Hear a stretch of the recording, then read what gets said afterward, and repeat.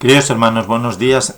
En este lunes, día 18 de mayo, sexto de Pascua, en el que las autoridades ya nos dejan celebrar la Eucaristía públicamente con 1/3 del aforo en el templo. Un día hermoso.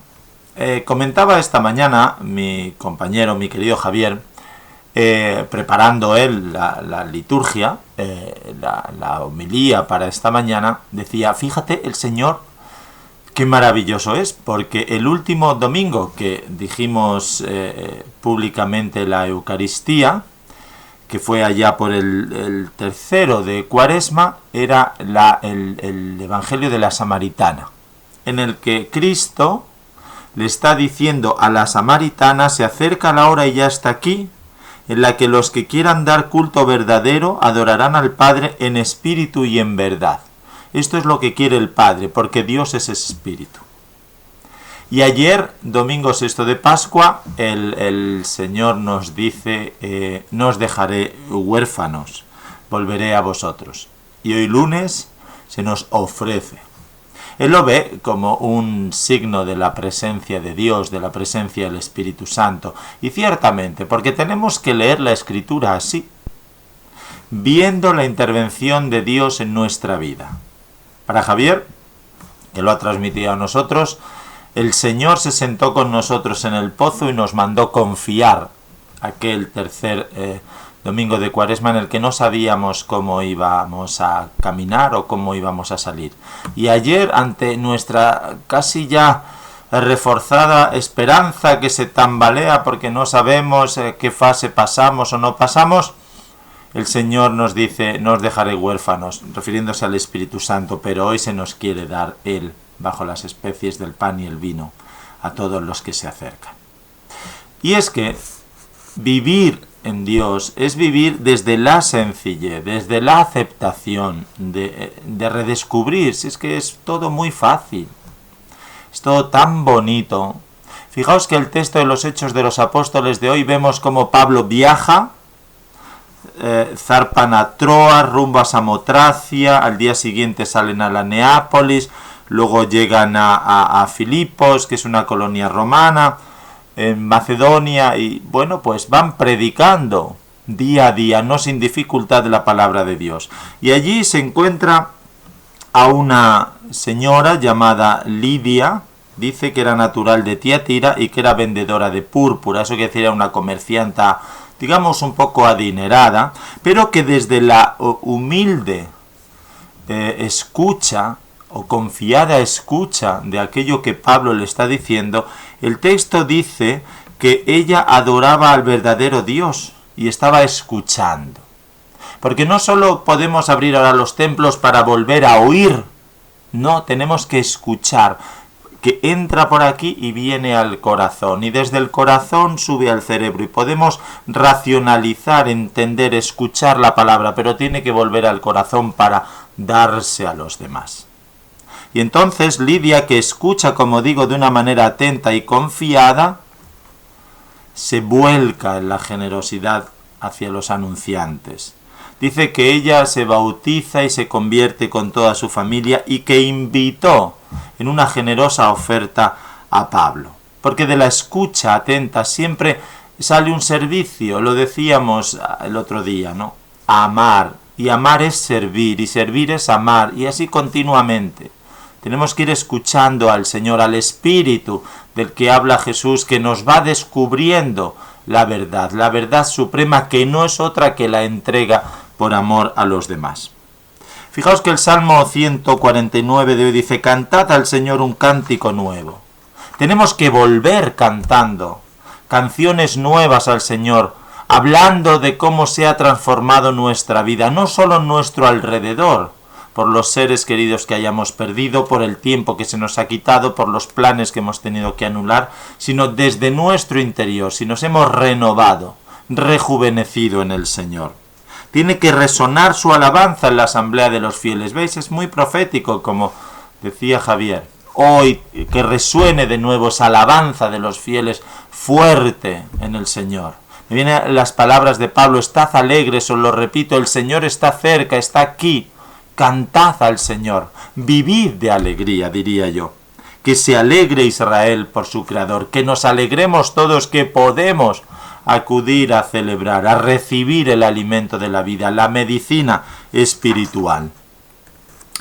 Tenemos que alabarle con grandes danzas, darle gracias, bendecid su nombre, porque Él es el Creador, es el que da la victoria a los humildes, al que se pone a sus pies.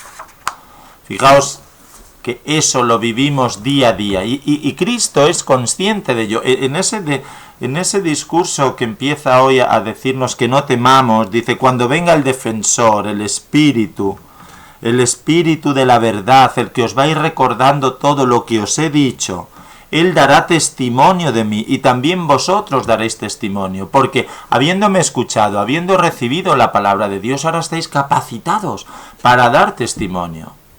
Todos estos días tiene que haber sido como una coctelera en nuestro interior para dar verdadero testimonio de lo que hemos vivido. Si es que hemos vivido algo nuevo. O posiblemente solo hemos vivido en la queja, o hemos vivido en la incertidumbre. Pero ¿y dónde estaba la esperanza en Cristo? ¿Dónde estaba la esperanza en Dios? Porque si Él estaba desde el principio con nosotros, sentado al pozo, si Él nos decía, tenéis que adorar al Padre en espíritu y en verdad, yo voy de la mano con vosotros, ¿cómo vamos a testimoniar nosotros ahora eso? ¿Cómo vamos a vivir la seguridad de que no nos deja huérfanos? Dice, os he hablado de esto para que no tambaleéis, porque os excomulgarán, os echarán de las sinagogas, pensando incluso que lo hacen dando culto a Dios. Pero eso es porque no han conocido al Padre. Vosotros vivid en la esperanza, vosotros vivid en la coherencia, vosotros vivid en el amor de Dios. Y os digo esto para que sepáis que no estáis solo, para que no os acobardéis, para que cuando lleguen esos momentos, como nos ha llegado ahora, no tiemble vuestro corazón, sino que viváis en la esperanza. Cuando venga el Paráclito que yo os enviaré de junto al Padre, ese Espíritu que procede del Padre, Él dará testimonio de mí. San Agustín dice que es como si dijese, me aborrecieron y mataron a los que dieron testimonio de mí, pero será tal el testimonio que de mí dará el Paráclito, es decir, el Espíritu Santo, que hará creer en mí a los que no me vieron. Fijaos las palabras a Tomás, bienaventurados los que crean sin haber visto. Así como Él dará testimonio de mí, así vosotros daréis testimonio en vuestros corazones y en vuestra predicación. ¿Damos testimonio? ¿De verdad damos testimonio? Preguntaoslo. Él inspirando y vosotros haciendo oír su voz. Tenemos que tener la seguridad de que somos inspirados por el Espíritu Santo y hacemos oír no nuestra voz, sino la voz de quien envió a Jesucristo, la voz del mismo Cristo. Porque vosotros que habéis estado conmigo desde el principio podréis predicar lo que conocéis, lo cual no hacéis ahora, porque no tenéis aún la plenitud de aquel Espíritu, le dirá a los apóstoles.